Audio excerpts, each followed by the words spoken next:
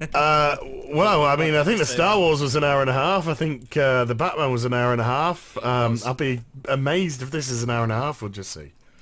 I've got a glass of water just in case. Yeah. Hi everybody, it's Az here from HeelvsBabyface with Grant. Say hello, Wow. Grant. And we're here to discuss some Civil War shenanigans. Indubitably. Ahead of the curve as well. Yeah. Do we get the achievement for that? What's Achievement unlocked ahead of the curve. Yeah, because it doesn't come out, I think, in the US until the 6th of May.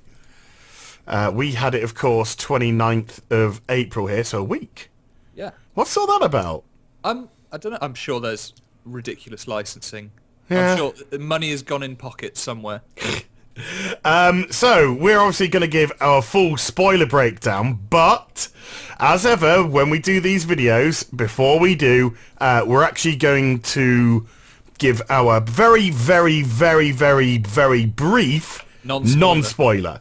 So, how did you think? Would you recommend this film? I would recommend this on the basis that if you found Batman vs Superman to be enjoyable, but didn't have enough superhero on superhero action, I think you would be very pleased by the amount that's in this film. So I would go and see it. Yeah. Okay, fair enough. I would say I think the film runs a little long. That's a fair comment. But this is where we kind of get into our catch-22 situation.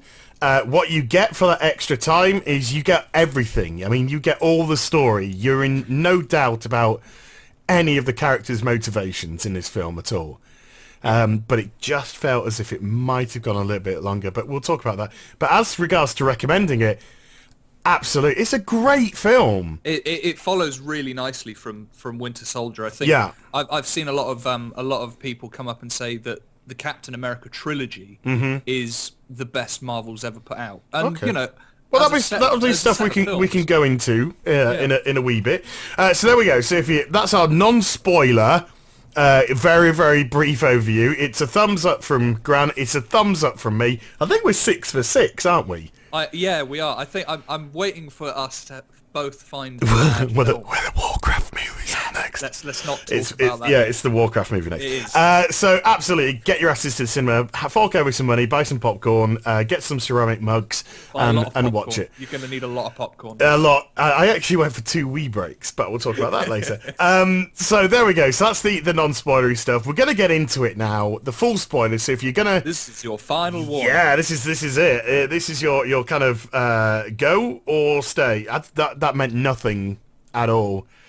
But this is your I don't know. I've still got this horrible chest infection. He's a wee bit sick. It's infecting my brain, Grant.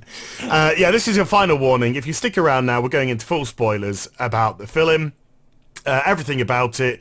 Just our thoughts, feelings on the characters, where the story went, and all that kind of jazz. So if you have seen it, you want to stick around. If you're okay with spoilers and you want to stick around, or just put this in your watch later folder and then come back after it's been released. Yeah, once it's been released in your region, and then have a listen to it. They tend to get quite in depth, these videos. Nah. Okay, so I want to pick off exactly with what point you made just before, Grant, saying that this is a great sort of marriage with Winter Soldier. Definitely. And looking like the Captain America trilogy is probably going to be the best trilogy out of all of the superheroes. Yeah, I think they've just... the character of Steve Rogers, Captain America, is just... They've got such a great grip on it. I think they really know where his moral line is, and this is a big theme in the movie. Yes. And in the comic that it's based on, which we'll go into in a bit. And I think because that depth of understanding is there, you know, they've managed to keep the tone of all 3 of his films. Like you look at. I wish Superman was Captain America. I really fucking do. Yeah, I mean you're a big DC man, so this. Yeah, is liking and this. I'm a DC man. You're a Marvel man. Yeah, to an extent. To an extent. Probably you're more Marvel than DC, and I'm sort of like full on out and proud DC. Full on DC. Yeah. Yeah. And I see the characterization of Steve Rogers, who I think is played exceptionally well by Chris Evans. Right on the nose. Yeah, and I just think, my God, that is how Superman should be. You know, firm, fair, affable, a hero. Everyone looks up to him. Yeah. Is in awe of him. But he makes the right decisions. He's loyal to a fault. And it's just like everything that's wrong with the DC's writing of Superman, he's got right. Yeah. This goes into the wider thing of like the Marvel Cinematic Universe. I mean, they've had 8 years-ish. I think it's 8 years since Iron Man came out. I think it was 2009, 2008? Yeah, something like that. So they've had a long time to build this up, and they've been building... Well, they were building to the Avengers, and then that happened, and it did so well. I think they... 2008. Yeah, to be able to have such a complicated set of films with different producers, directors, I think they've... Yeah, but that said, the Iron Man trilogy I thought was all over the place. Well, exactly. The first one was really solid. The second one was an absolute mess. Yeah, and the third one was a mixed bag. Yeah, it kind of had some good stuff. It had some awful stuff as well. Yeah. So it's a complete mixed bag, but... And that's the kind of point I wanted to make about Captain America. I think they've really got... I think now they've got Iron Man spot on. I think it's taken a while. And 2 and 3, I think they rushed out. But he's also... We're looking at an aged Tony Stark as well. Yes. And he's kind of got a little bit embittered in his old age. His grand old age of about 55 or, I don't know, 50-something. Yeah, we won't go there. And I thought that Downey in this film was just lovable in as much as he embraced almost a villainish role in this film. All right, so let's just stop here because we'll go into the marketing thing. Are you Team Cap or Team Iron Man? I'm Team Cap all the way. I really am. I've got a devil in me. We all know I've got a devil in me, and we've all got, and it does rear its ugly head when I get really fucking incensed about something online, and I'll do a video, and I'll just be. Do you maybe mean the World of Warcraft as? Possibly. Yeah. There's a possibility. There's a soupçon of truth in that. Yeah, completely. But I have a moral code myself, Yeah. And I just find there's something so uplifting with Captain America. There's something to believe in. That he has such a strong... Yeah, and it is a moral centre. It's not like a fascist centre. It's not a kind of political thing with him. Yeah. It's loyalty, it's truth, it's honesty, and freedom. Yeah, it's everything that you aspire to in yourself, and everything you wish Superman was, and everything I wish Henry Cavill's Superman was. So I am totally Team Cap. Fair enough. And you? I actually found myself coming out of it as Team Iron Man. Really? Yeah. That is interesting. I mean, I suppose... It's nice that we disagree on something. I suppose we're going to have to get into that element more when we start to talk the arse end of the film. Yeah. Because certain things change. I mean, I'm not saying spoilers because we're going into it later, but exactly. We obviously want to kind of chronologically go through the movie. But there's something that happens at the end which... I'm quite happy to challenge you on about. So I'm looking forward to that. That's going to be quite cool. That's good. Right, should we go into the plot then? Yeah, so let's get into the old plot line. You can start today. Sure.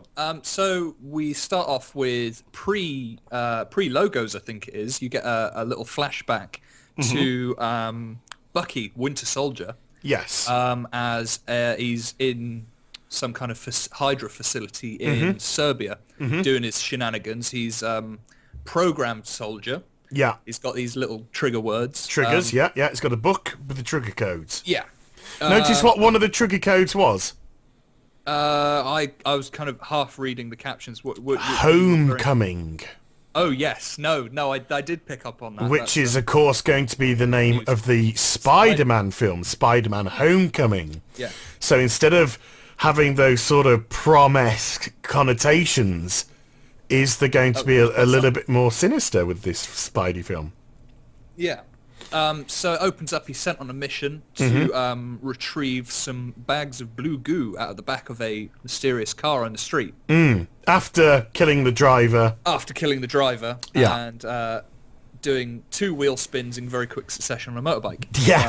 Yeah, Those tyres must be bald. That's all I'm going to say. Yeah, okay. And then what do we cut to? We cut to... Well, it's really weird because... with the first half an hour of Batman v Superman, I was transfixed. I thought it was like 25 odd minutes of amazing visuals and cinema and setup. The first 25 minutes of Civil War are a blank to me. almost a blank. Okay. Because, well, I mean, excuse me. I know we start off, after that we go to Nigeria. Yeah, so we jump to Nigeria where Cap's in charge of the new Avengers team. Yeah. The one that we set up post Ultron. Yes, post Ultron team. So you gotta be up with your thing. So if you wanna pick up from there. Or can you remember? So yeah, this whole bit of narrative kind of weaves in the end of Winter Soldier and the end of Age of Ultron. Yeah. Because you've got the new Avengers, but they're tracking down the corrupt S.H.I.E.L.D. agent. I can't remember his name. I want to say Krychek, but that's the X-Files, isn't it? Yeah, I think so. The one that got pancaked by the building when he's fighting Falcon. It's the end credit scene on Winter Soldier. You see him being operated in a good way, but he was being restored. Anyway, he's turned terrorist, stealing some viruses from a lab, isn't he? For Hydra? Do you think? Well, I thought it was unclear, but I think it ties into the guy who's setting up things behind the scenes. Right. Towards the sort of middle, sort of 2/3 of the film. Right. Okay. So the Russian. But he thinks he's doing it for the Winter Soldier because of, misdirection and whatnot. Yes. Lots of misdirection in this film. Yeah, there is, which I think works brilliantly. I think. A great thing. Goes all with the whole espionage. Yeah. So they get into a fight. They retrieve the bioweapon. At what cost? Yeah. At what cost, though? Well, this is the thing, because so Cap gets him in a headlock. Yeah. And the dude says, "Yeah, I'm working for Bucky." And Captain America's guard just drops. Yeah. And the dude tries to blow him up. He told me that if I'm going to go, you're coming with me. Yeah. And out of nowhere, and this is one of many times that she does this, Scarlet wraps him in a force bubble. Yeah. And as he's exploding, there's a little fireball around him, which I thought was a fantastic shot. Yeah. It's good effects in this film. Yeah, definitely. She throws him into the air because she can't really contain it. Throws him way too close to a building. Yeah. And kills a lot of people. And you can see it on her face. I thought her acting in that particular moment, she went from, I've done something good, to holy shit, I've done something bad. My jaw dropped as well. Yeah, I did. Because quite that. I got tricked and I fell for the trap, and I thought it was a very good trap set by the Russo brothers, that we were going to get a standard Avengers capture the bad guy opening to introduce the characters from the end of Ultron back to us. Did we not? And then we get Scarlet Witch done fucked up and kills a bunch of people. Yeah. And my jaw, I was literally just like, oh, okay, I did not see that coming. So that was a great sort of thing, and great way to start the film. Great way to kind of set up that these people are still in training. These people are kind of law unto themselves as well. They don't really have mastery of their abilities, especially not Scarlet Witch anyway, which she admits to later on. She's too young, isn't she? She literally was granted these by the Mind Gem, is it? The Infinity Stone. Loki's stuff. Yeah, the Loki Pokey stick, and and she doesn't really know how to. She's kind of still in training with it all, and Yeah, so we have this, General Ross comes in, doesn't he? Yes. I think it might be cutting a little bit. Go just before that. Okay. We get to see Mr. Stark for the first time. And a very young, very CG. Oh, yes. Threw me for a curveball, but I liked how he did it. Oh, he's so good, yeah. We see Robert Downey Jr. as a young, like, I'd say early 20s, maybe. Yeah, he couldn't have been more than like 21, 22. Yeah, and it was just so well done. I mean, the computer imagery is it was outstanding. Really freaky to look at. It looked totally like Robert Downey. I was not to say that he's not a big guy by any stretch of the imagination. No, but he had the teenager. Yeah, he had the gangly look of youth. He hadn't filled out muscularly. Yeah. So it was just a great visual shot, and kudos to the special effects department for that. Oh, hands down. So yeah, we get him introducing this new technology of reliving past memories to help you cope with stuff. Which is what it's doing. It's the last moment that he speaks to his parents. Yes, before they die. Mm-hmm. Turns out he's presenting this to MIT students, and he gives them all lots of money and says, "Go and do whatever you want." Yeah. He then pops off stage. Mm-hmm. And has this little interaction with a lady who... I really thought that was Black Widow. I really thought it was going to be Black Widow in disguise, but no, it's just some lady. Yeah, it's just some lady who says that, her son was was a student there. Yeah. That he had all these dreams, and that one of the projects that you would be funding was one that he would be working on. Yeah. But he won't, because he died in Sokovia. Yeah. Lots of mentions of Sokovia in this film. Yeah, and boy, does that hit Iron Man right in the feels. Yeah, because it's set up that this is a slightly damaged Iron Man. Yeah. His relationship with Pepper Potts is currently over. Yep. He seems to be taking that pretty hard. We already saw at the end of Iron Man 3... and during Iron Man 3, that this guy was a little bit broken. And it seems that he's almost like, the way that I would kind of describe it, which is quite apt for my channel name, is he's kind of like a wrestler that really needs to retire. Yeah. And he's just getting out there, and he's just getting more and more broken with each kind of mission that he does. And yeah, he's really taking these deaths personally now. Yeah.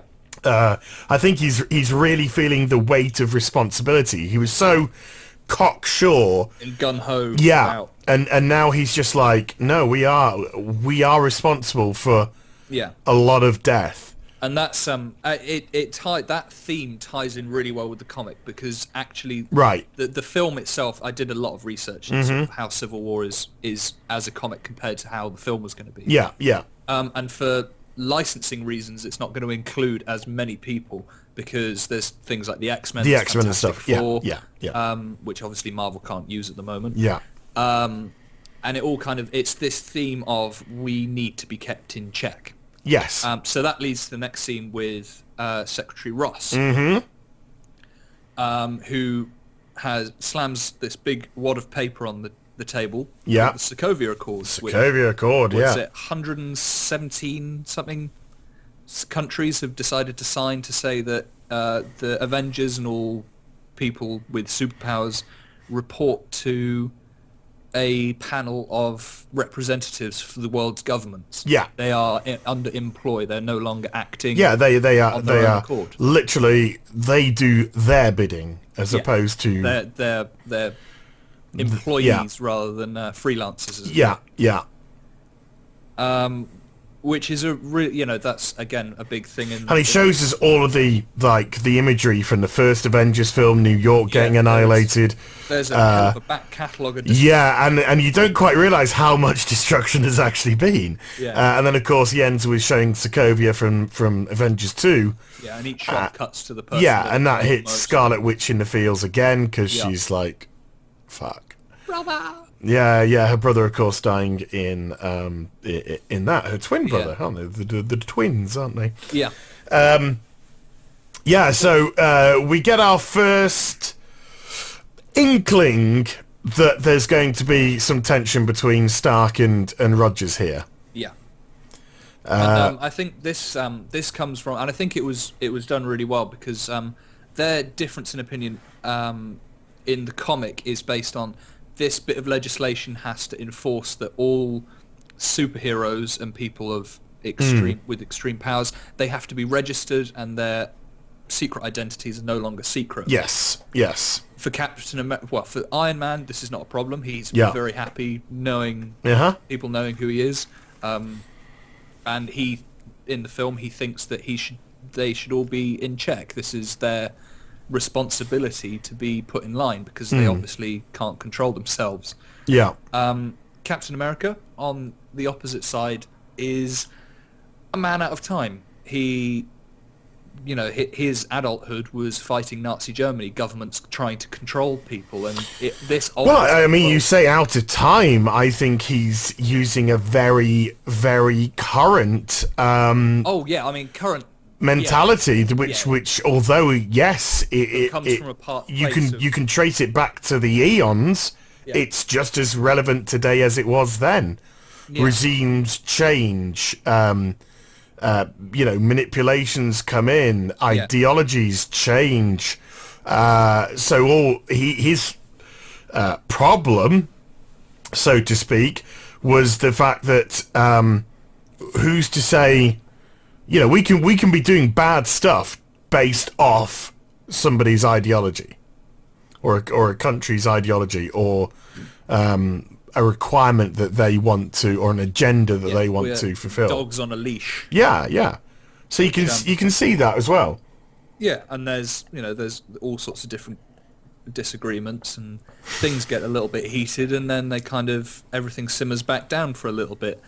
Another big thing that happens right in this moment, which adds to the emotional sort of roller coaster, Agent Carter finally dies. Yes. I was so sad. I was gutted. I was actually well choked up. He gets Steve Rogers gets a text and it just says something like she's gone. Gone in her sleep. She went in her sleep.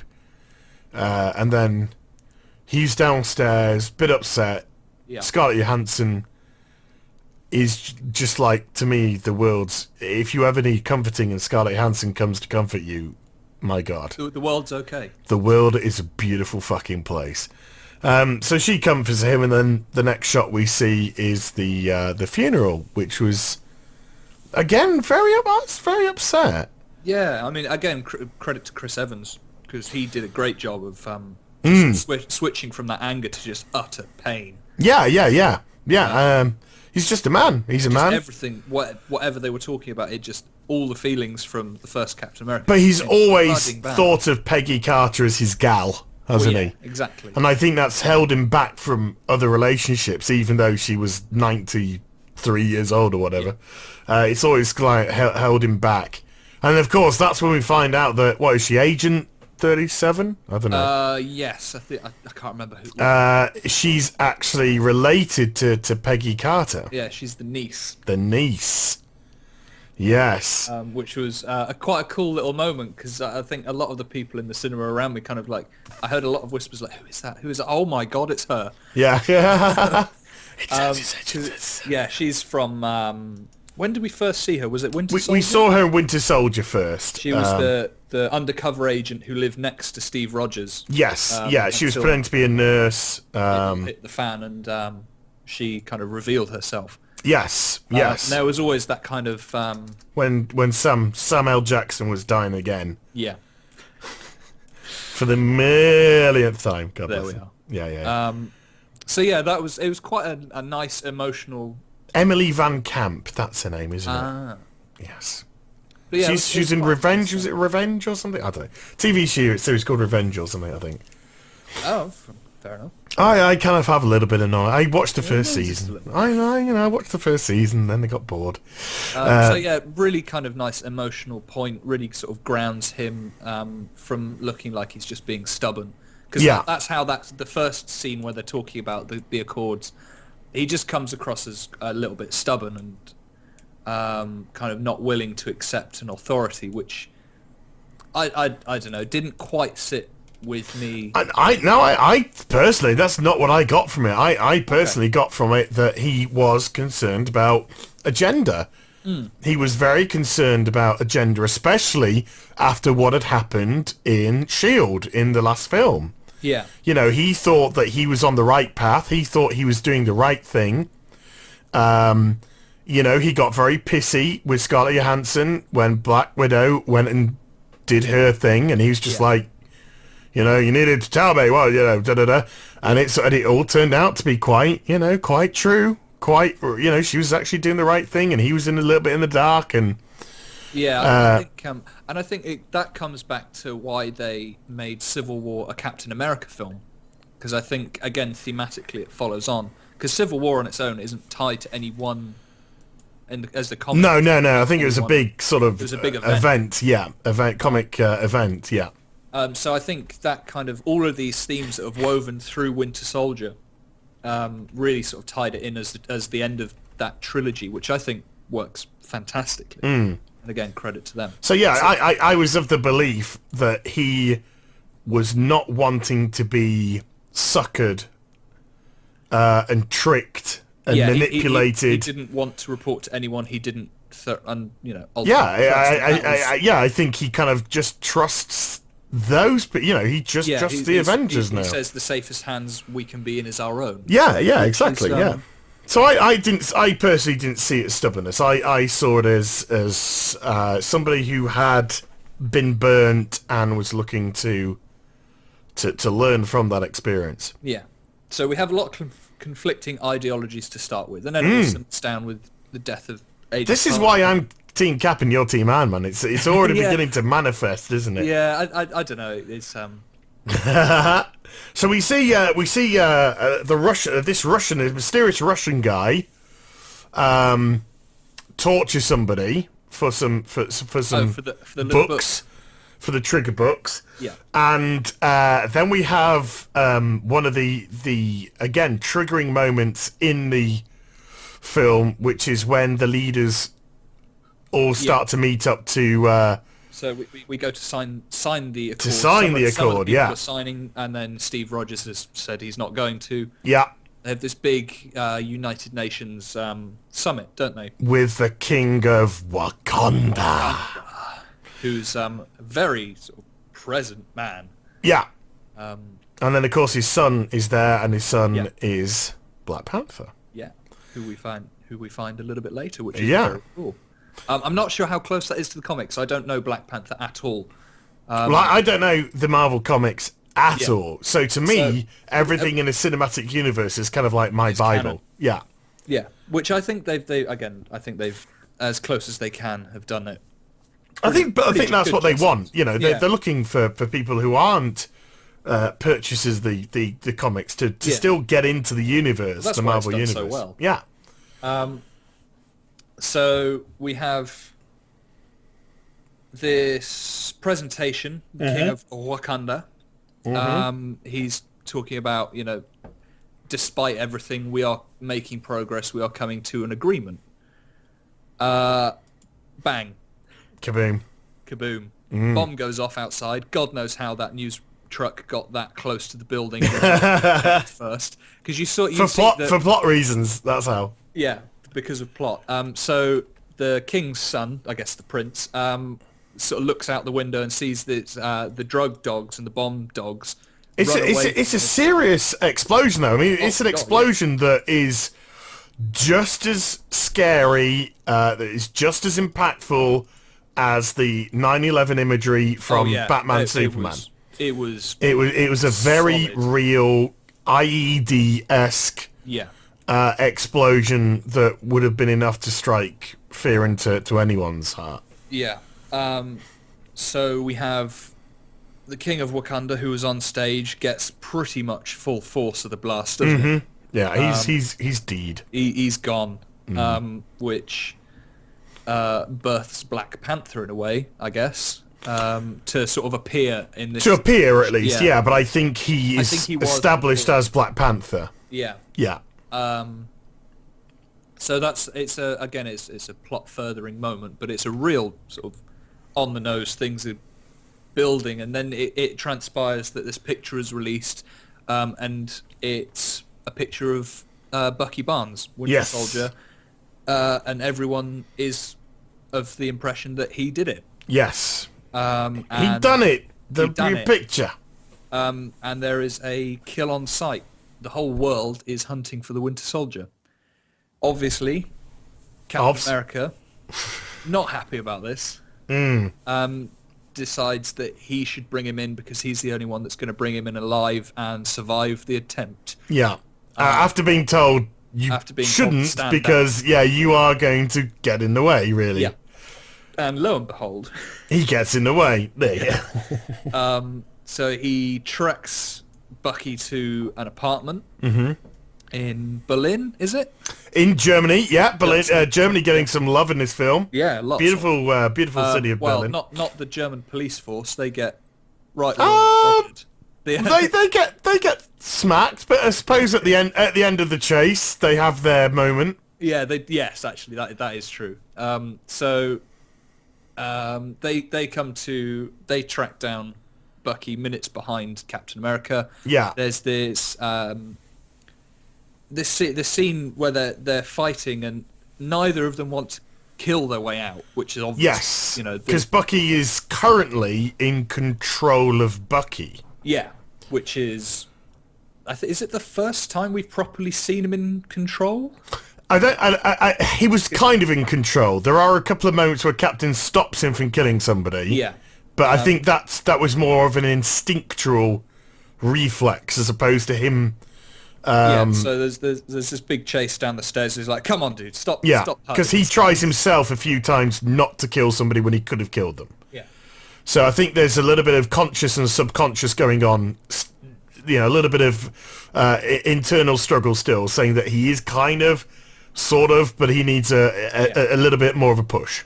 Yeah. And this chase builds and builds and builds. But can I just say, it's a great fight in the stairwell. Oh God, yeah. It's an amazing fight in the stairwell. The choreography, the way that they utilize objects for their advantage / disadvantage, depending on whether or not you're a SWAT member, I suppose.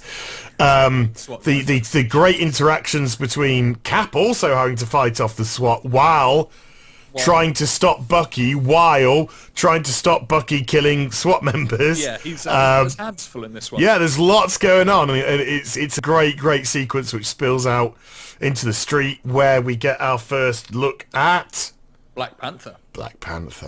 And by God, does his suit look cool? It looks amazing. It looks better in the film than I've seen in any still shots. Put it this way, the still shots do not do to this outfit justice. The movement and his choreography, because he's claws heavy. Yeah, it's just he's and the costume feels weighty and strong and powerful. It's made out of vibranium. I mean, he has a fucking helicopter shoot at him, and the bullets are bouncing off. So it's just like, ooh. And he pulls no punches. He is out for absolute revenge. He's out to kill the Winter Soldier. Yeah, because he is convinced that he's responsible for his dad's death. Correct, yeah. And this whole chase builds, and they end up in a big car chase when, well, not really a car chase. They're kind of running through traffic. Yes! Notice that they were just... Very quickly as well, because they're all super sped. Yeah. So, and it ends up, they get put in their place by, is it War Machine comes in? War Machine comes in, but because Black Panther is causing so much mayhem, he slowed down Cap and Bucky. Yeah, they kind of all beat each other to a point where none of them could really stand anymore. Well, it's kind of to a point where they were just like, they were so busy in defense and attack that everyone else could amass their forces into position. Yeah. And then the SWAT surrounds them. War Machine comes in. 400 guys on them. Yeah. War Machine, who I didn't particularly like in this film. He was a bit nothing. No, not as an actor. I think Don Cheadle was great. I mean, the character. I thought the character was very black and white. And I think it was a purposeful plant. Because we see in this film, there is one side, There is another side. Well, there are shades of grey, and I think there's sometimes that there's just absolutes. Yeah, and he was just like, I am this for the government.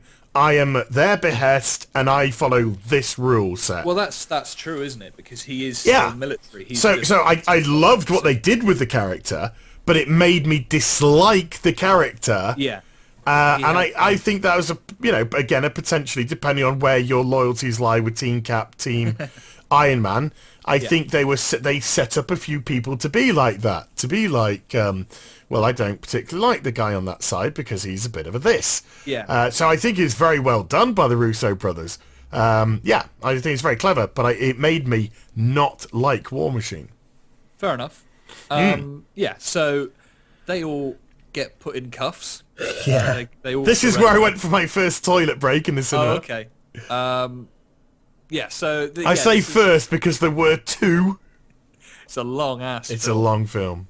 But we'll go into, we're talking a lot about story. We're barely about halfway through the actual plot at the moment, aren't we? No, I think we're probably coming up to the end of the first hour of the film. Still about 90 minutes to go. So, so they get put in cuffs. Winter Soldier gets put in a little glass metal box. Very akin to, if you follow the Blacklist. Kind of like the Blacklist, but absolutely locked into a cage within a cage. Yeah. And put in a bunker where he's being held. And Captain America gets a slap on the wrist. Yeah. And they bring in Black Panther as well because he's got a slap on the wrist as well, Your Highness. Slap on the wrist, but sorry, you can't just go around. Actually, that's one thing I did like when the War Machine went, Your Highness, when he's arresting him. Black Panther's just like, well, I don't care. Yeah, fuck it. I don't, takes his mask off. You can take him into custody. I'm fucking having that Winter Soldier. I don't give a shit. I'm having him at some that's point. What he says when he's in cuffs. He's like, do you think you can stop me from killing him? Yeah, you can't. Yeah. They just say, you can't leave at the moment. He said, why would I leave? He's here. Yeah. It's very. I thought the chappie. Let me just quickly. Chadwick Boseman, who plays Black Panther. I am such a big Black Panther fan after this film. Yeah, and there is a Black Panther film. And there is a Black Panther film being made. I just thought he played it so well. He was like a black Bruce Wayne. Almost. Well, no, I take it back. He was like a black Batman. Yeah. I'm not just like referring to the imagery of the costume. I'm actually referring to the sort of cast iron will of the person. Yeah. Which you kind of associate with Batman as a character. Yeah. And Black Panther just embodied that. He was just like, he was determined, he was strong, he was very intelligent. He had clearly thought out the attack plan, even in such a small time, with the Winter Soldier. Yeah. Deadly. I mean, the guy was just awesome. Every time he appeared in the film, the screen was on fire. Yeah, definitely. So we have Bucky in prison. Yes. Being interrogated by our mystery Russian man. A mystery Russian man, turns out. Who's got a book, who's brought a book with him. Yeah. Full of trigger words. Yeah. Including Homecoming again. Trigger words. Yes, yeah, he sort of goes something like 1, Homecoming, 2, sausages, 3, and it's kind of you have to compile all these trigger words in the correct order to make him compliant. Yeah, and he's desperately trying to fight his way out of this prison to stop this. Which he pretty much does. He's out. Yeah. With the last word is said, he is out. Yeah.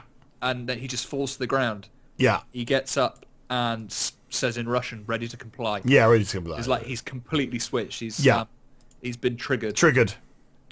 Just like me when I see a command table in a World of Warcraft game. Fucking triggered, mate. You don't have an opinion on that. No, of course I don't. So he fights his way out of the building. Mm-hmm. Whoa! You can't put it in that one sentence. No, I can't. You can't say he fights his way out of the... Holy shit! He annihilates half the people there, nearly kills Tony Stark, kicks the shit out of virtually everybody, and then he's outside in a fucking helicopter, which is being dragged back down by Steve Rogers. It's an amazing sequence. As I think I caught a nerve there. Well, no, it's just that, I mean, something that the Russo brothers do so well is their characters. They absolutely, this is what I said, the film runs a bit long, but you get everything. You get everything. And it just showed you how Bucky could be so easily manipulated with these trigger words, and how dangerous he is when he is in his Winter Soldier guise, which we already saw in the Winter Soldier from the previous film. But, you know, he nearly took Tony Stark out. Yes. And that look where he just shoots past him on Tony Stark's face is priceless. He doesn't shoot past. He shoots at his bulletproof glasses. As his glasses, it hits the glasses or whatever. And Tony Stark's is just like... Yeah, his eyes are just like... it's great. It's so good. It's just so good. Because he's this containment operations happening. You know, Steve Rogers, Black Widow... Tony Stark. Tony's like, I haven't got a suit with me. I've got a watch with a glove in it. Glove in it, yeah. And I got my glasses. That's pretty much it. And that's pretty much it. And you know, there's this. Yeah, they try and contain him. He's not having any of it. But again, it adds fuel to the Tony Stark fire that they need to be kept. This is why. Yeah, exactly. They need to be kept in they check. Are potentially so unstable. Yeah, so you're always absolutely perfectly clear of motivation. Yeah. So yeah, we're outside in the helicopter. Yeah. Steve Rogers decides he's not going to take off. Yeah. You're coming back down here, mate. Yeah. Does the most interesting workout I've ever seen, pulling a helicopter back down. It's kind of like the ultimate CrossFit, I suppose. It's like ultimate CrossFit. Drag a helicopter from the sky back down to Earth. And that amazing moment where Bucky decides, no, you know what, I'm not getting away. Fuck it, yeah. He just parks the helicopter. Fuck it, you want a helicopter, you can have the fucking helicopter, and turns it into him to try and cut into pieces with it, yeah. Very nearly does it. Yeah. It's quite close. Kind of rolls between the blades and very tense scene. It's quite funny because we've seen everything in film. Really, if you think about it, we've seen everything. There's so little that actually amazes us nowadays, unless you're taking a child to the cinema who's seen it for the first time, and then you can sort of live off their reaction and kind of tropes are quite but played out now.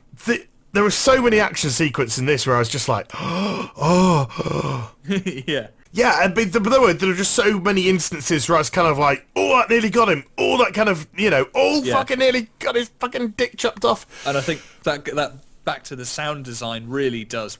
You feel how close those blades are. Yeah, it's the sound mixing was phenomenal in this film. Lots of shaky cam, so you can't quite see what's happened. Yeah. You could have been dead at any point in that sequence, and I would have very much believed it. He crashed a helicopter into it. But he's a super soldier. Well, a blade is a blade, mate. If you True. We're not exactly sure on Cap's powers, really, are we? With like regenerating limbs. I wonder if he does a Deadpool and grows them back. I don't think he grows them back, but I just, what he can take. He's clearly taken a few slugs. Yep. He's kind of got. His strength seems to vary off how strong he wants to be. Yeah, it's kind of whatever he feels on any given day. Really. Yeah, kind of, I'm just going to do enough to knock you out. I'm actually enough to smash your face to the back of the world. Yeah. But so the helicopter ends up in the sink. It ends up in the river down below. And we have this great mirror moment of Steve Rogers pulling Bucky out of the water. Yes. Which echoes back to when Bucky pulled the end of Winter Soldier. Winter Soldier. Yeah. Which I thought was really good. I thought that symmetry is a nice. Wonderful thing. It is beautiful. So Winter Soldier's out cold. They put his arm in a vice. Yeah. Are there any warehouses around here that are got an industrial vice? Yep. Anyone? Yeah, I've got one. Okay, we'll take yours. Yeah. And so they he seems to have snapped out and sort of recovered from his brainwashing. He's kind of, I think Yeah. knocking him out does that. I think would they establish that in Winter Soldier? If you hit him hard enough, he'll remember. I think if he's away from his conditioning for too long. Yeah. So I think it's a natural progression, plus probably trauma, as opposed to just getting punched. I think this is something to do with trauma, and that's why they have to constantly reset him, don't they? Yeah. And so they end up interrogating him. You know, what is actually going on? You know, you keep saying that you're not in this game anymore, that you're retired, but there is a security photograph of you planting a bomb and blowing up the UN. Yeah. Confliction. But Cap, when he says it wasn't him, Cap believes him. Yeah, he's again. This goes back to these guys are old buddies. Besties. Yeah. This is another film where I'm just like, when are these guys just gonna fuck? Yeah. You know, they clearly just want to fuck. This is a big plot point for films with you, isn't it? I mean, it was the same with Batman v Superman. It was just like, guy, you know, these two guys just clearly want to fuck. You know, just get it out of your system, boys. Yeah. And then come back and fight crime. No, I say this in the nicest of ways. I think there are some. I think that's why they have the Emily Van Camp character in, to kind of say, hey, he's heterosexual, but there's absolutely massive.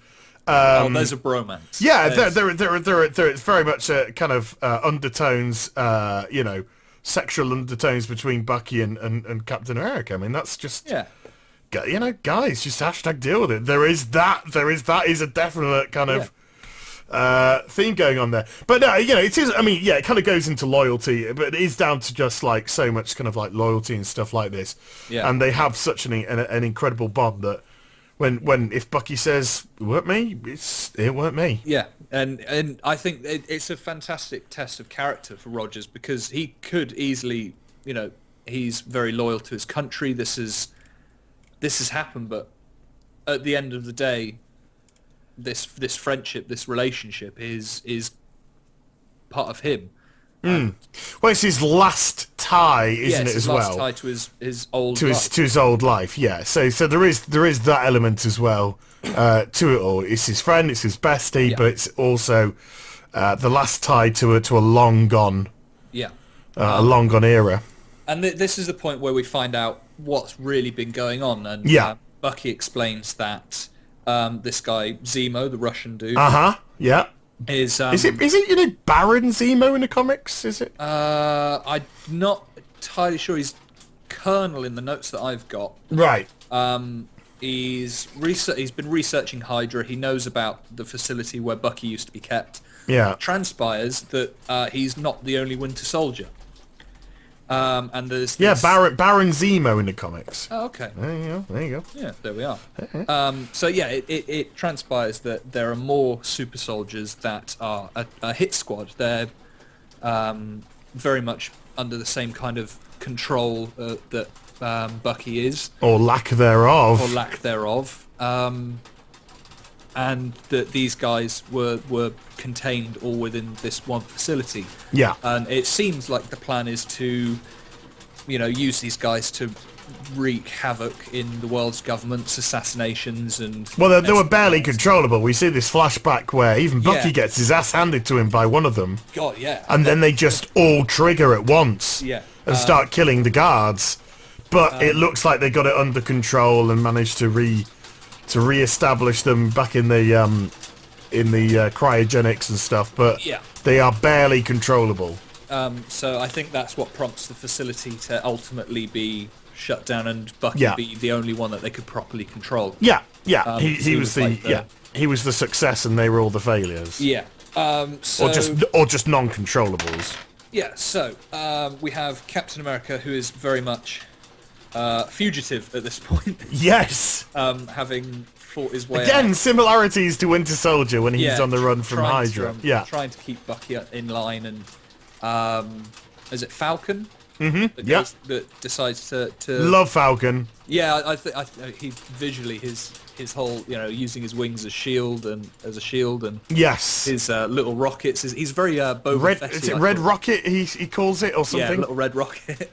And it's just like, say thank you to Red Rocket. I am not saying thank you. I'm not talking about that. Yeah, I am not saying thank you to a drone. He's called Red Rocket. So yeah, they decide that they need to go to Siberia because he's obviously going. Zemo's going to head to the facility, try and wake up these super soldiers and wreak all kinds of shenanigans. Shenanigans, yes. But Always the bane of anyone in a film. Yeah. But they are on their own. They are fugitives and they don't have the firepower. This is when we get the teams formed.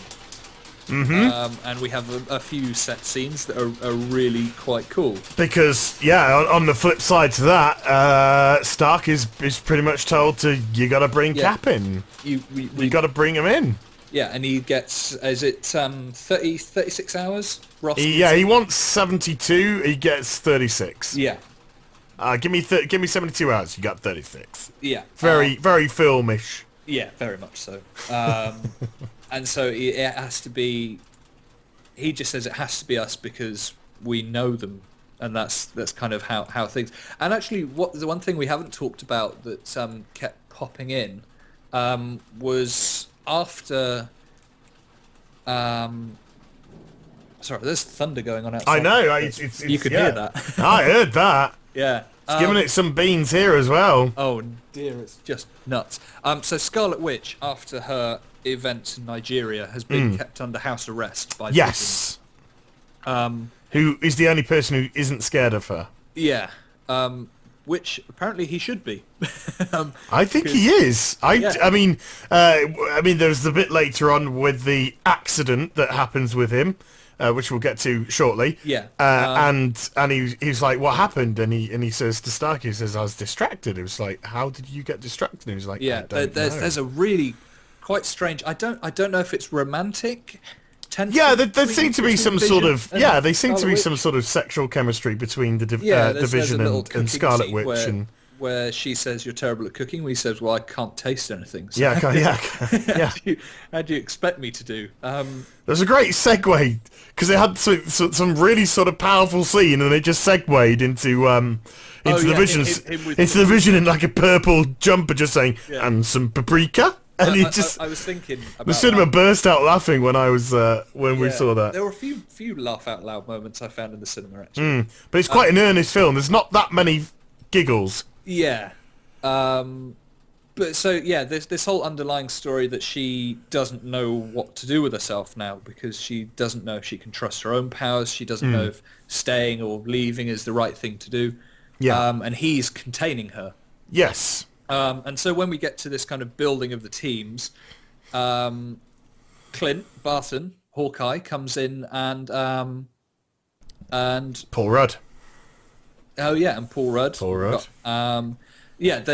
So Scarlet Witch gets rescued from the house arrest. From the house arrest in the Avengers building by handing Vision's ass to him. She kicks his fucking ring piece, man. Because I think the connection there is that she gets her powers from the Infinity Stone that made him. Is that right? And he's got the Infinity Stone. Yeah, so I think she's more powerful around it. Yeah. Yeah. So she buries him 40 stories or so underground. Yeah. Climb out that, bro. Yeah. After a really cool, again, visual effects fight scene between Hawkeye and Vision. Which is good. I quite like that. Quick. I did because he's trying to land a blow and Vision just like he's just keeps phasing, so just like keeps falling through him and stuff. And you see Hawkeye going, "Oh, for fuck's sake, come on!" Yeah. Come on, dude, just get corporeal so I can hit you. For fuck's sake, come on. These guys are on the team, and then Hawkeye brings in Paul Rudd, Ant-Man, and I've not actually seen Ant-Man all the way through. I've not seen Ant-Man at all. After this, I really want to see it though. I was quite impressed with it, with how his character was integrated into the film. He's very quippy. Yeah, I think he was the. I don't know if he actually has a line that doesn't result in a quip. Yes, that's true. But I think that's the character. Yeah. I think that he kind of came in at a little bit of a comic relief. Yeah. And he does provide some pretty good giggles in a soon. Yeah, he does. Meanwhile, Tony Stark pays a visit Yeah. to little flat in Queens. Yeah, a little flat. Just Little some place. unknown suburb in Queens, New York. So we see a kid walk up to his door, sort of harvested computer in hand, where he's found out of the trash. He goes, "Hey, Is Aunt that May." keyboard? I thought it was keyboard. No, it's some kind of I think it was some kind of audio mixer. All right, okay. And yeah, he says, "Hey, Aunt May." Yeah. And you go, "Oh, hello. We know who this kid is." Yeah. And he turns around, and Tony Stark sat on his sofa. Yeah, sporting a real big shiner from his encounter with the Winter Soldier. Yeah, definitely. I think he that comes from the bullet ricocheting off Yes. his glasses, and that's better than a bullet through the head. I think. Yeah, I think he'll take a shiner over Yeah. a bullet in the head any day. Yeah. And with a very young Aunt May. Yeah, And she's love hot. this bit because there's this one passing line where he goes, "Well, just because I'm an aunt doesn't mean I'm old." Yeah, And very clever. Aunt May has always been old. In the comics, yeah, she's always been this white-haired old iteration I've biddy. seen. Yeah. I thought that was a really cool kind of sort of modern take on it, I guess. Just another cool little spin. It sort of makes sense. I mean, look at the age of does. Peter Parker's. He's a high school kid. Yeah. So his mother, let's say his mother even had him at 30 years old. You're kind of looking 48-ish Yeah, not old, at the latest. So Aunt May, she looked kind of like early 40s. Yeah. And so Stark is obviously playing that he knows that he's Spider-Man. Peter Parker's just like, don't know what you're talking about, don't know, because he there's this kind of whole ruse that he's here because of some kind of research grant for whatever reason. You are never going to believe how old the actress is who plays Aunt May. Really? You did some research on that? Yeah. Go for it. 53. Hot damn. 52. Do beg your pardon. 52 this year. 50, Wow. 51 currently. She doesn't look that old. She's... Call me. Call me. Sorry, I got distracted by the apocalypse happening outside my flat at the moment. It's really, really hammering it down. Anyway, so yeah, really kind of interesting father-son kind of relationship that Stark and Peter Parker have in this scene. Yeah, and we find out that Spider-Man has been Spider-Man for 6 months. Yeah. That's it. And his costume is terrible. Yeah, it's what is it, a onesie? It's a onesie with what looked like to be swimming goggles almost. Yeah. Which I thought actually they explained that really well because there's too much information, his senses are too high and it helps him to focus. Yes. Yeah, because of course his that's where spidey senses. Yeah, of course. And that's where the moving eyes on the mask that we saw in the trailer come Yeah, from. focus his attention. Which I thought was, again, one of those throwaway things that isn't essential, but it's like, oh, that's quite... I love when they go into... Details are great. Like that. Details are great. When you Yeah, get the details right, Immersion is good. yeah, it sucks you in. It really sucks you in. So yeah, we have this kind of... this section of the film where they're kind of bolstering their forces. Everyone's recruiting everyone else. Yeah. To play... I was really surprised we never got to see any Sam Jackson. Not even a cameo with Sam Jackson. Yeah, I think it would have been forced. I don't feel that at any point there was a need for it. There probably wasn't a need for half an hour of the film, but you know we got it. I don't know. I think everything that was there was necessary. Well, it fleshed it. It fleshed it. I mean, it could have been condensed and whatnot. Yeah. It absolutely fleshed it. So yeah, it's just quite, but obviously with how instrumental he's been with Shield and Cap and Yeah, but because this is a and the recruitment of the post-Ford field, Avengers isn't and stuff, it was Yeah. it could have been like Daddy almost saying, "Way." it? Yeah, but I think this is kind of it's nice in a way because this kind of recruitment thing is like, look how far wrong it can go without Sam Jackson being there saying Yeah. So he's kind of, it cements his importance in the first sort of iteration of the Avengers and how well put together that was. That if he's not there, it can turn to shit, which it does in the next scene. Which it does, yeah. Where we get we get this infamous airport scene, Which that's been in the trailers. yeah, which is fucking awesome. I think it's, if you're going to compare this to the fight between Batman and Superman in Batman vs Superman, I think it knocks it out of the park. This is a toughie. You see, sorry, I know your DC blood is. No, it's yeah, you're getting my DC back up, mate. You're getting no, it's not because of that. I think the fight between Batman and Superman in Dawn of Justice is fantastic. Its only problem is it's so fucking short. Yeah. This isn't a short fight. This fight goes on for a bit. Well, this is what I was saying. But it doesn't feel like it's going on for a bit. Yeah. It all kind of feels organic and relevant and this, that, and the other. And so, and there's a lot more. Obviously, there's a lot more people involved in this fight than that fight. But if you set it in configuration to Doomsday versus the trilogy, then knocks it way out the park. Yeah, I mean, there's just no competition between those two. But yeah, we see some. They go for it. This ain't no. One thing I was so happy about with this film was the actual vertical was the war part of the Civil War was not a cop out. Oh God, it wasn't.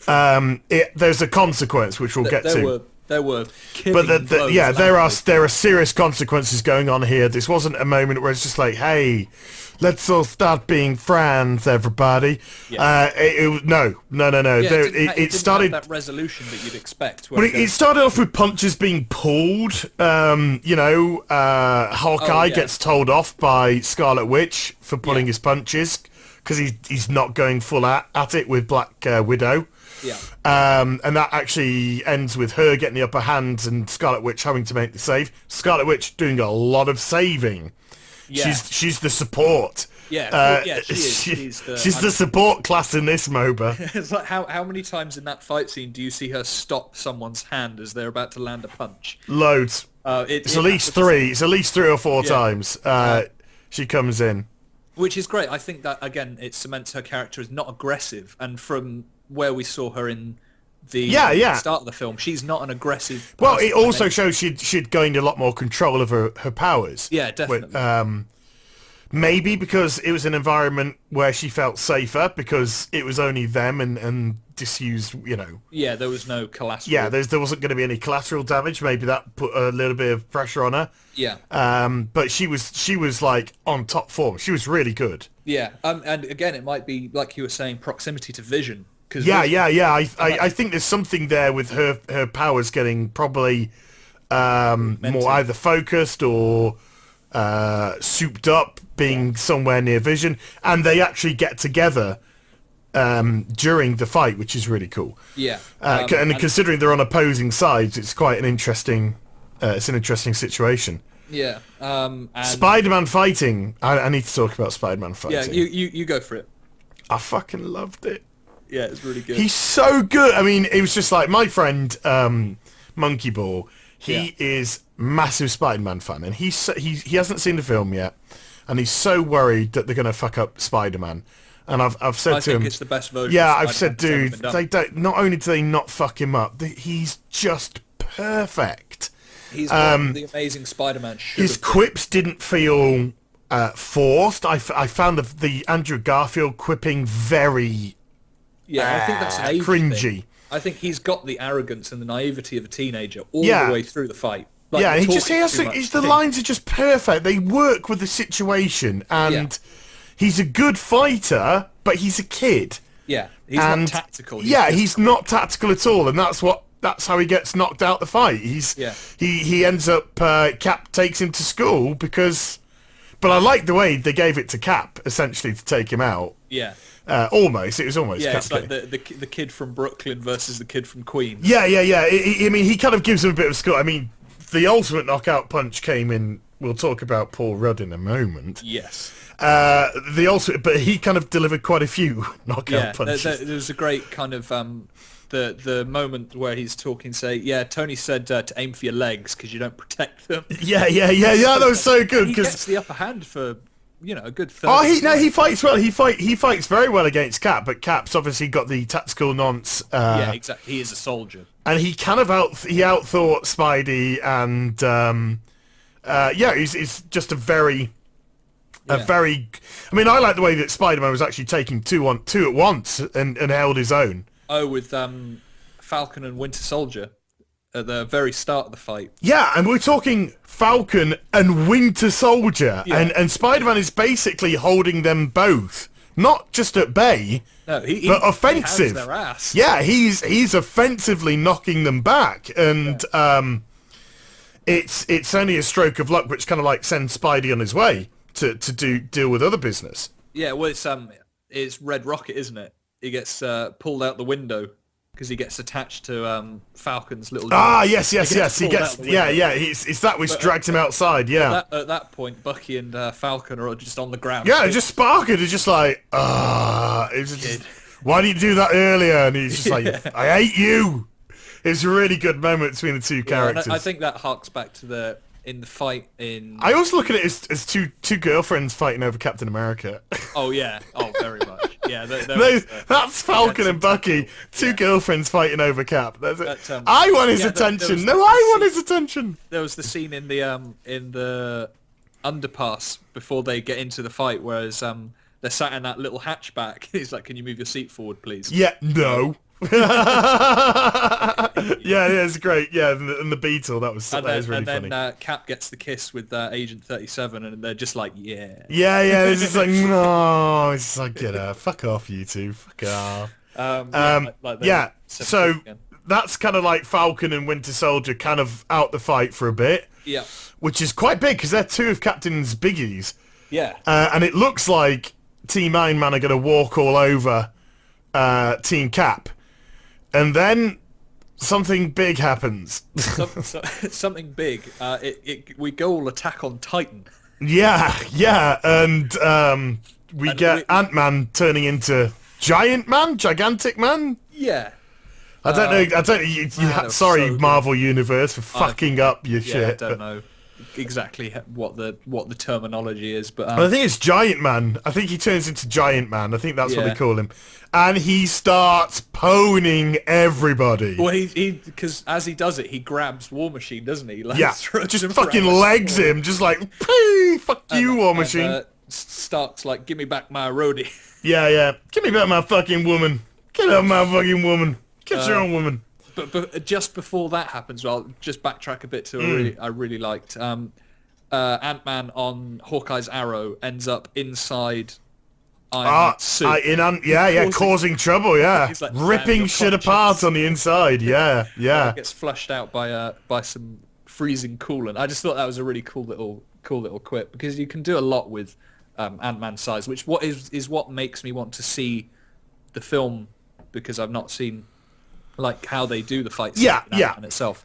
So I thought that was interesting. And then he goes all Attack on Titan, becomes this gigantic. But of course, one person that we haven't mentioned in this is also Black Panther. Yeah, who's still out for Winter Soldier. He's Team Iron Man by proxy. Yes. Yes. He's just interested in killing Winter Soldier still. Yeah, but he's not getting a chance to do any of that. No, because Spider-Man drops him on his ass. Yes. Well, Spider-Man doesn't, because he's on the same... No, Spider-Man drops Winter Soldier. Oh, yes. Yeah. So, we have this really cool moment with Spider-Man where he drops a Star Wars joke, and I loved it. You ever seen that really old film, Empire Strikes Back? Fucking Tony Stark's just like rolling his eyes. Like, where did you get this guy? I didn't carbon date him. He's young. Great line that is. He does the snow speeder tactic with his web around Paul Rudd's legs, and starts spinning around, getting to fall over. Yeah, and I loved it. I thought the voice acting in that, because it's all huge action, and there's just this banter going on with this. He's great. Spider-Man is fucking awesome. Yeah. Absolutely awesome. I loved him. Loved him to pieces in this film. And then before Paul Rudd falls, he gives Spider-Man an almighty smack. Yes, he does. And that is Spider-Man out the fight. He's probably concussed. And he looks also. There's this quite. Actually, it's quite funny because we've had all these like quips and we've had these great funny moments with Spider-Man. We've great funny moments with Ant-Man doing, he's being really funny as well. Even when he's big, he's like making all these jokes and it's all funny. And then, of course, all this is in the backdrop of people getting smashed left, right and centre. And then when Spidey gets knocked out and an Iron Man like lands on him to help him and he's like so scared. Yeah. And his mask is half off. So he can't see what's going on. Yeah, and you see that he's just a child and he's like so scared he's like trying to throw punches at Tony Stark and Stark's just like, no, whoa. And it's then he kind of like, that's actually quite upsetting. Intense. Yeah, it's like he's just a boy fighting in this it's the almost life and death situation for some people in this fight. Yeah. And he's kind of brought him into this world. And he's just like, kid, you're out. You are out of it. You need to and he's clearly he's out. He's he's like, no, I'm fine. Out. No, he's just like, he keeps trying to get up and fall over. He's just concussed. Yeah, he's done. Yeah, he's like, okay, I'm out. And he just like chillaxes and lies on the floor, and it's like, I'm just gonna rest here for a bit. Yeah, and you're just like, that's good, that's cool. Fair play to you. So Captain tries to make a dash for the hangar with the plane in it. Vision says no. Well, no. Vision's kind of doing his thing with Scarlet Witch now. Black Panther is trying to. Oh yeah, of course. But is in hot pursuit, and then. But Vision drops the radio tower in front of the hangar. Yeah, Vision hits the tower. The tower starts coming down. They dodge under the tower. Scarlet Witch holding it up. Again, doing her thing. Yep, as she always does. And then we've got Black Widow stood between Winter Soldier, Captain America, and the plane. Yeah. Now, of course, Black Widow has been on Team Iron Man. Yeah.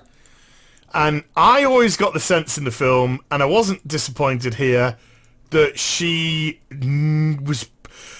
It's such cliche to say playing both sides. Yeah. She wasn't. She was on the right side. Yeah. Whatever the right side happened to be at that time. Yeah. And the right thing to do was to get these people out of here. Yeah.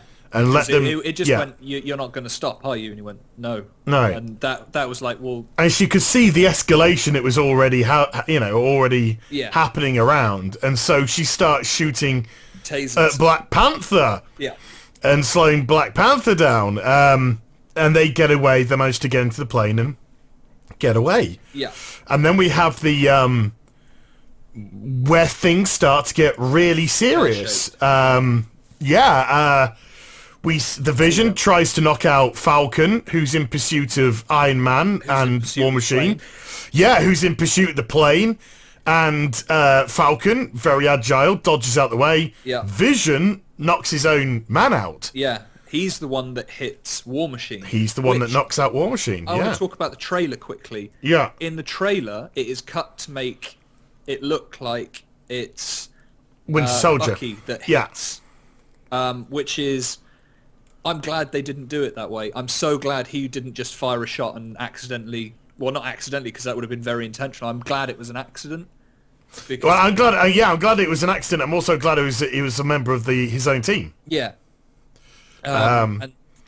Showing kind of like how fucked up this whole situation was. Yeah, and it kind of that shot with him falling, and because he get his power. He's the power core, so yeah, dead in the air. Yeah. And he's falling to the ground. He's like, Tony, I'm out. Yeah. And he kind of closes his eyes, expecting not to survive this. Yeah, he thinks he's dead. And you think, you kind of think he is a bit dead when he lands, because it just goes pancake.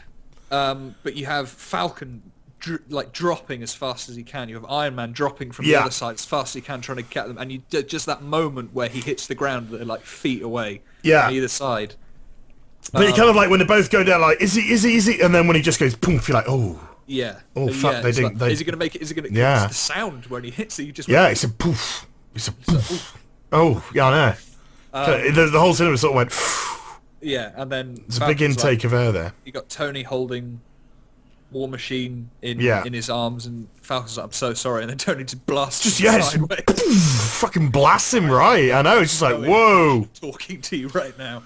And this is, again, another moment where we see Tony having to deal with consequence, and it's getting him more embittered and more twisted. Yeah. This is where we're going to have our... I think this is why you see him as more of a villain, because you see all this stuff we kind of... More to what happens pretty much next. Yeah. As to the consequence of the villain. But, you know, Cap's got away. Winter Soldier's got away. They're heading over to Siberia in pursuit of Zemo. Yeah. The Team Cap, they actually said during the fight, you two have got to get away. We're going to go down with the ship. Yeah. So that's what forced Cap and Winter Soldier to get away. They said, we will fight. We know we can't win now because the numbers are totally against us. Yeah. But we are going to go down so you can get away. And the whole of Team Cap is incarcerated. They are all incarcerated in the Gulag. Yeah, so Falcon gets wrapped. Yeah. Scarlet Witch gets wrapped. Yeah. Paul Rudd. Ant-Man gets wrapped. Yeah. Hawkeye gets wrapped. Yeah. And Hawkeye has this great scene when Tony Stark is walking through the prison. Oh, man. Where he fucking tears him another asshole. Verbally. Like, this is it. Look at this shit. Look at what has happened. You know, we fought on the same side and you just stabbed us in the back. Yeah, locked us down here. We can help, but you have no interest in it. Then he comes out with a very... he says something along the lines of... you expect us to walk away, and he says something like, well, some of us aren't walking anymore, and that's because War Machine is paralyzed. It looks like he's going to be paralyzed now. Yeah, and we have this moment in the hospital with Vision, where he's just like, I don't understand how I missed. Yeah, He can't comprehend the fact that he's done this. Well, he said, you know, well, Tony's very protective of the Vision, of course, because he's Jarvis. It's essentially Jarvis that's got AI and, well, Jarvis is AI. Well, Jarvis, which has got, you know, Infinity 2.0'd, yeah. Yeah. And he's just like, what went wrong? And he went, I got distracted. And he was like, I didn't think that could happen. And he was like, neither did I. Yeah. So there's like this as kind if of... Tony thinks he's still got control over Vision. Yeah, well, yeah, kind of. But there's also that element where this unfallible machine that could even pass Thor his hammer in Age of Ultron had... there's a potential humanity to it, weakness, in a sense, to it, because it Which can... is his empathy for Scarlet Witch. Yeah, well, just empathy... Full stop. Yeah. So that was quite a cool moment. Then Tony is actually... He gets the proper facts before he goes into the Gulag. He realises he's actually made a mistake. Yeah. Tony realises he's made a mistake. He should have actually have listened to Cap. They should have stuck together because Cap was right about Bucky. And then he talks to Falcon saying, look, you know... He does like an EMP, knocks out the cameras... We've got about 30 seconds before they realise that this is... Tell me where they've gone. Where have they gone? I'm going to go as a friend. I promise you I'm going to go as a friend. So he's like, I know I made a mistake. And he shows him the evidence so Falcon knows he can believe him. And so Tony goes off to Siberia. Closely followed by, in a stealth fighter by the looks of it, or stealth plane, by... Mr. Black Panther. Mr. Black Panther. So your mind is currently thinking Tony's going as a friend. Yeah. Black Panther is still after. Going as a friend, he's still after Winter Soldier. Yeah. Shit gonna go wrong here, and we're gonna have those three versus Black Panther. Yeah. So Tony arrives. Winter Soldier and Cap America are on the toes, and he's just like, look, I'm come in peace, we're buddies. I should have listened to you.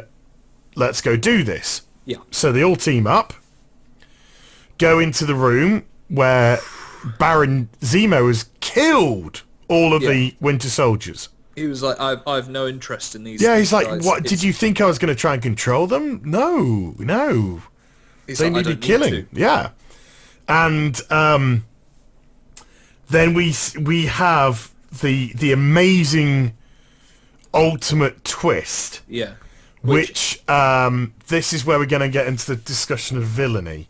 Yeah. Now, Black Panther is holding back in the shadows, and he can hear everything that's going on. So he hears that it wasn't actually the Winter Soldier who set this all up. And so he knows I've been after the wrong person. Yeah. And I should have been after Zemo. It's Zemo all along. And that very first scene that we saw where Bucky kills the driver, gets the Winter Soldier sachets, like a bit like Copper Soup, but for Winter Soldiers. And we discover that the car actually had Mr. and Mrs. Stark in it. It was the car journey that was the last and it was the Winter Soldier that killed the Mr. Stark and Mrs. Stark. And blimey, was it a brutal kill? Oh yeah, he smashes Stark Senior's head into a car until he's dead, and then he strangles his mother with one hand. Yeah. And it wasn't even, I don't think it was even his mechanical hand. No, it wasn't. It was just his regular hand. And then Cap's just like, whoa, you know, he was being controlled. You know he was being controlled. And that is where he turns to a villain, because he says, I don't care. And he blasts Captain America, and then it starts again. The fighting starts again. And you get that brilliant bit from the trailer. Yes. Where there's like that one choreographed shot where they're throwing the shield around. Hitting Iron Man blasting back. Yeah, he's down. Great, and you know, the shit properly hits the fan. Yeah, and Tony's out for blood. He's out to kill Bucky. Yeah. And this is the villainy part. He knew. I get where you're coming from. And the Cap was just like, you know, he was being controlled. You know, it wasn't his fault. And even when they're fighting again, and he says he killed my mother. Yeah. And he still won't relent. And we have just an amazing fight scene between. It is. It's really, because you feel it. Every punch. I mean, they all take massive. I mean, Bucky gets his arm blown off. Yeah, but he gets it whilst he's trying to tear the core out of the Iron Man. Yes, yeah. I mean, it's the kill. Everybody's out for, apart from Captain America, Bucky and Iron Man they're out to kill. Yeah, they're both out to kill. And he's sort of almost re-triggering Bucky in a sense, because I think he wants to fight the beast. Yeah. Inside, it's kind of almost like a werewolf, you know. He doesn't want the man; he wants the beast. Yeah. To emerge so he can kill the beast. And we just see the most, you know, Captain gets fucking battered to pulp. Well, first time you see him properly bleed. He's cut everywhere. He's down. But he's getting, you know, Iron Man at point blank, blasting him, punching him. You know, he's getting everything at point blank. These aren't any pulled punches. This is to kill. Yeah. You know, if Tony would have fucking probably killed Iron Man to get Cap to get to Bucky. Yeah. He was that sort of incensed, and it looks like Iron Man's just about to win, where Bucky manages to throw the shield to Cap, and then Cap just wrecks what's remaining of Iron Man, and looks like he's going to decapitate him, but... I thought because he slams the shield right into the power core of the suit on his chest. And I was convinced that he'd gone all the way through to his actual arc reactor, and he'd gone for the kill. I didn't, because Cap's Superman. Yeah, he's the Superman we deserve. Oh, sorry, no. Maybe wrong. This is why you're Team Cap. You're just too. You see too much Superman in him. I know. I see good in him. I see him as the hero. I see him as the upstanding. I see him as the moral compass. Yeah. Never. The beauty about this film is you never ever at any, whether you're Team Cap, Team Iron Man, you never ever doubt Steve Rogers' motivations, as you know, whether you think he's right or wrong is irrelevant. Is it though? Because I came out of it thinking that guy made decision after decision that just led from bad to worse. He at all times he was thinking of Bucky, and if he just stepped back from it and thought, actually the greater good. He had no vision of the greater good, which is what I thought he lacked from this film compared to his other. He always had that. I can't. But you could you could turn that around and say he lets them take Winter Soldier into custody. Yeah. Best case scenario. Worst case scenario, they kill him. He's seen himself from the end of Winter Soldier that Bucky can be triggered back. Yeah. And so he needs to have the facts before he makes a determination. Iron Man was very keen. Put it this way, it was a matter. I saw this film in these sort of simplistic terms. Yeah. If we're kind of boiling it down. Okay. Captain America was innocent until proven guilty. And Iron Man was guilty until proven innocent.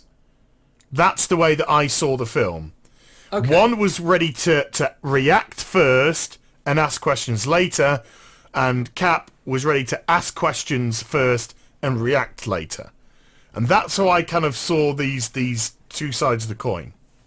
Yeah. So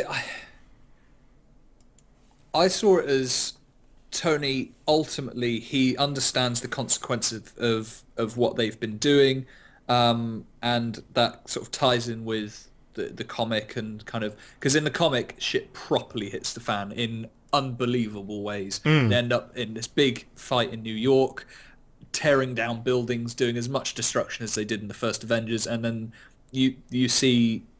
all these civilians in the streets staring at them like, you were meant to be protecting us and you're just fighting in our streets and killing people. So I the overarching theme of Iron Man that I got was that he understands ultimately the greater good. This is a global sort of humanity that they are defending.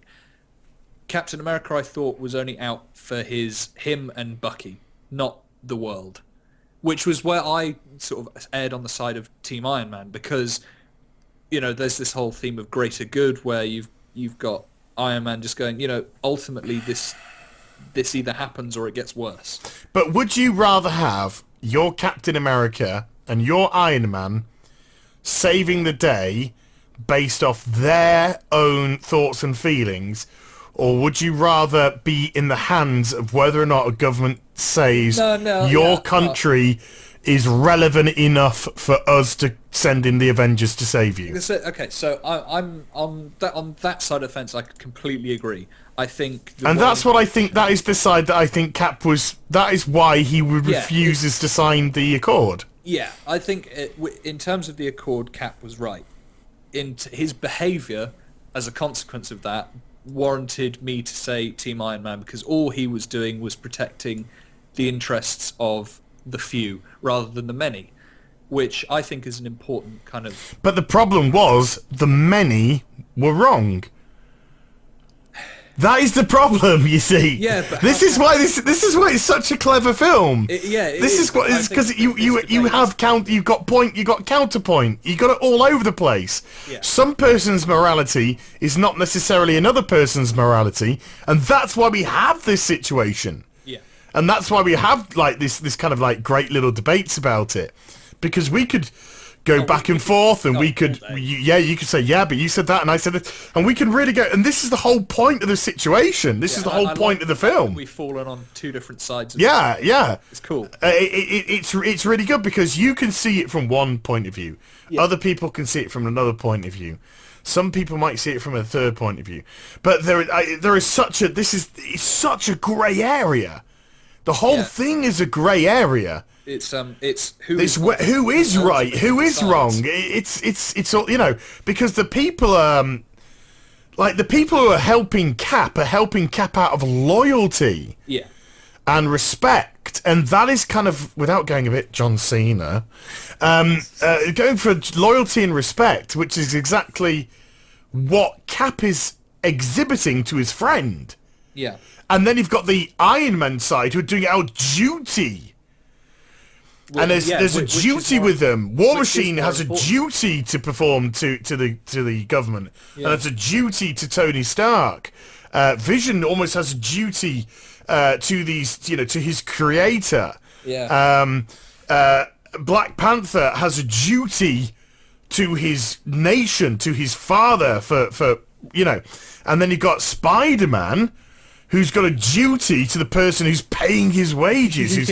You know what I mean? So there's this sort of like duty with one side versus loyalty with another side. And it's good because they are very similar, but in this case, very, at odds. Yeah, I mean they can both duty and loyalty can be as perverse or as wonderful as each other, or they can be as perverse or they can be absolutely polar opposites. Loyalty could actually be for all the wrong reasons.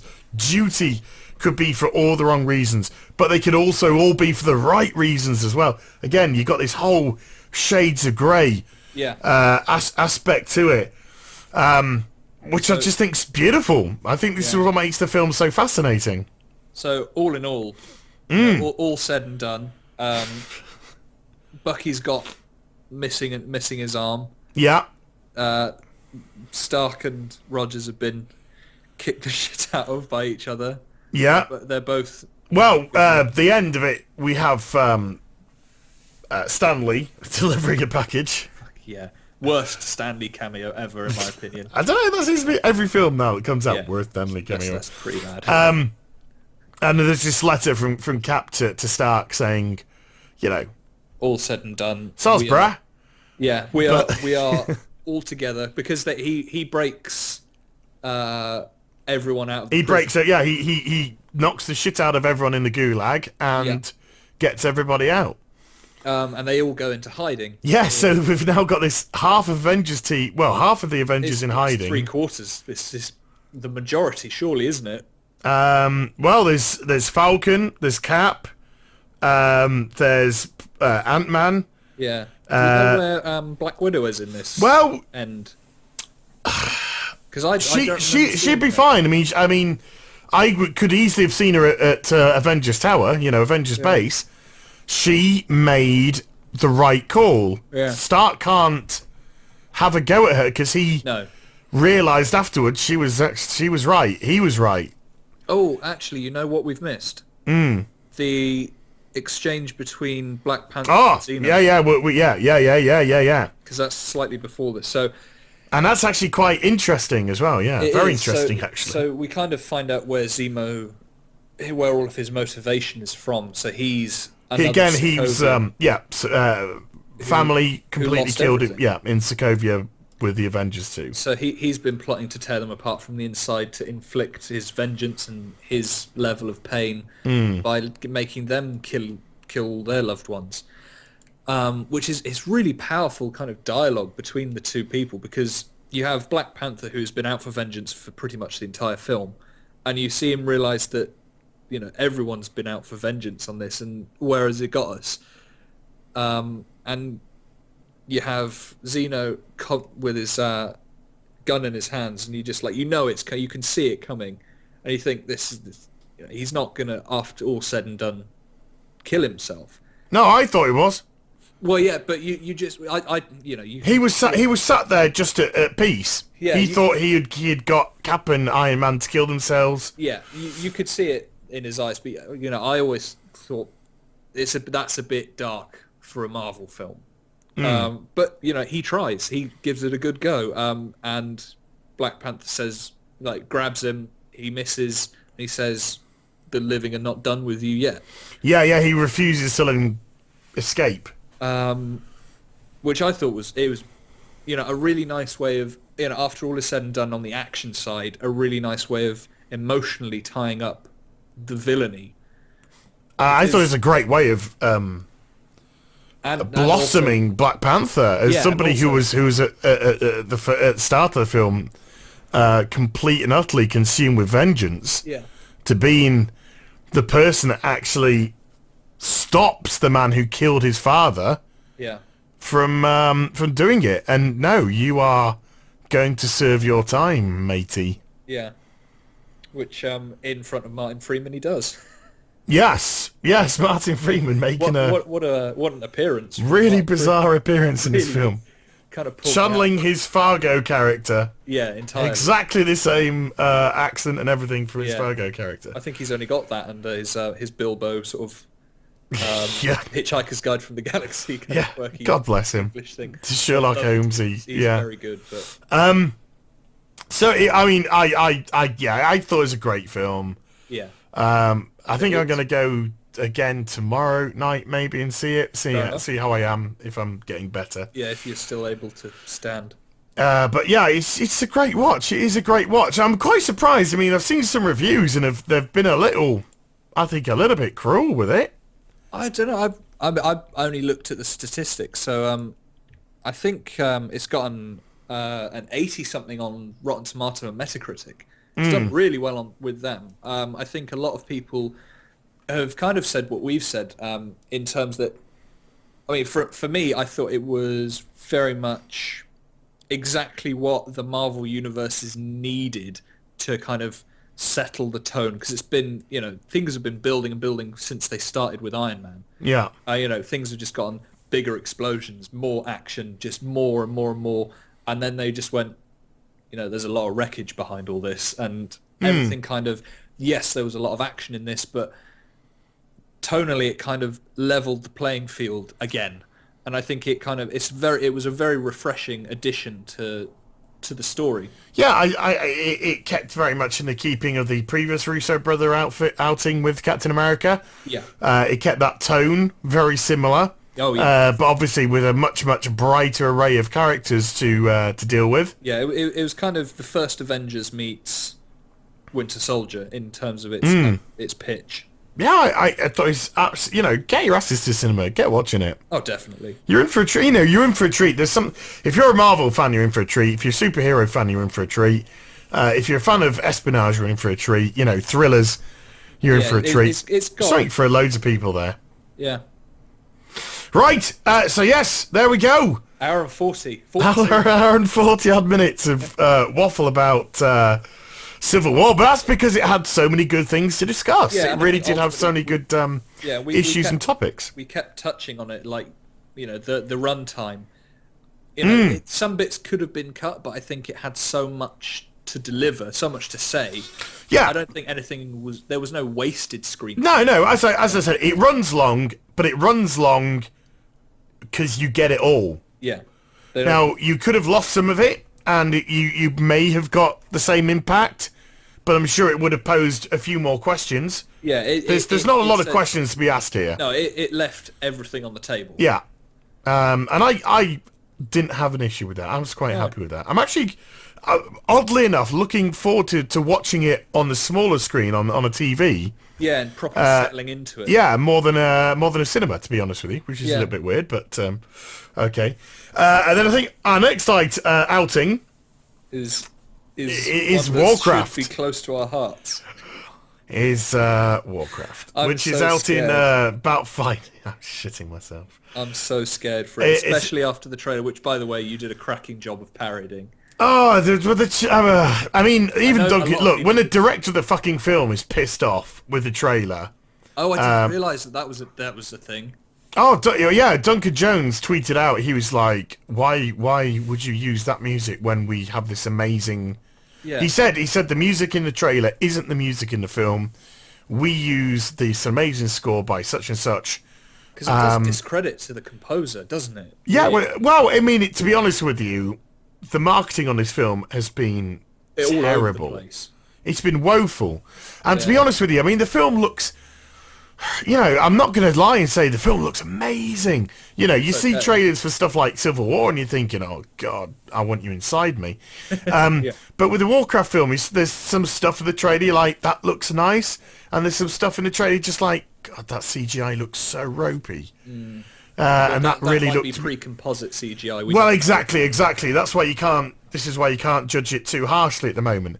But, a lot of the dialogue cuts have been a bit cheesy and... Yeah. It's like, and you kind of... Because the way that I was thinking with Warcraft is, this is the perfect time to set up another Lord of the Rings-esque type of fantasy genre. You know, it's fantasy franchise. Yeah, you've got the off the back of the success of The Hobbit, which you could be just as earnest with this. You could play it just as straight down the line. Yeah, I mean, if it's not to say that they're not, but if they made a trilogy of films that were on par quality with Lord of the Rings in the Warcraft universe, I would die happy.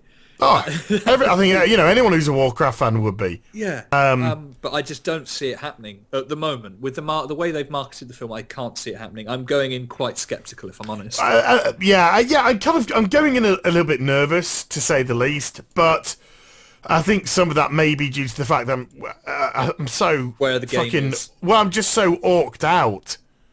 Yeah. I'm sick to the fucking back teeth of orcs right now, and then we're gonna have a film, of course, quite orc-centric, based off the Orky face. So that sort of side's a bit, and it put it this way: if this was a film about the Legion, attacking, or if this was a film about Arthas's turn to the Lich King, it could have been. I would be in heaven. Yeah. But one of the concerns is because it's going to be so orc-centric that I'm so fucking done with orcs right now. On that base, I hope it's good, because then they'll make stuff like they'll make the Frozen Throne campaign into a film. Well, that's what we want. And everybody would want that That's film. what we want. But That's the kind of stuff we want. If this film tanks, that will never happen. At least not in our lifetime. Yeah. So, well, put it this way, folks. You're going to get to hear our opinion on the Warcraft movie. And that might run a little bit longer than... in about 5 weeks' time. It might be a 10-minute fucking video. Okay, it wasn't that shit. Well, it might be, I don't know. I mean, put it this way. We'll see. Yeah. We'll see which film is going to be the first film to get don't bother. Even there again, even if the Warcraft movie is shit, could you really tell a Warcraft fan not to go see it? I don't. I'm very skeptical about that. Yeah. Even if you just want to see landmarks, just go in to see Stormwind. Just go see it. Yeah. But it could turn out to be brilliant. It could, and I hope it is. Duncan Jones is a great director. I've got a lot of faith in Duncan Jones. Let's see how good the script is. He can only direct. He's not the script writer. Yeah. We just have to see how good the script is, how powerful the performances are, if the CGI holds up. These trailers could all be complete misrepresentations from the way that the dialogue's delivered, from the way that it's cut. I mean, we know that the music's going to be totally different. Yeah, we know that it's going to be more of a thematic score than a fucking dubstep. Oh, fuck off, marketing. Right, so say goodbye, Grant. Goodbye, everybody. Thank you for having me, dude. No problem, mate. No problem.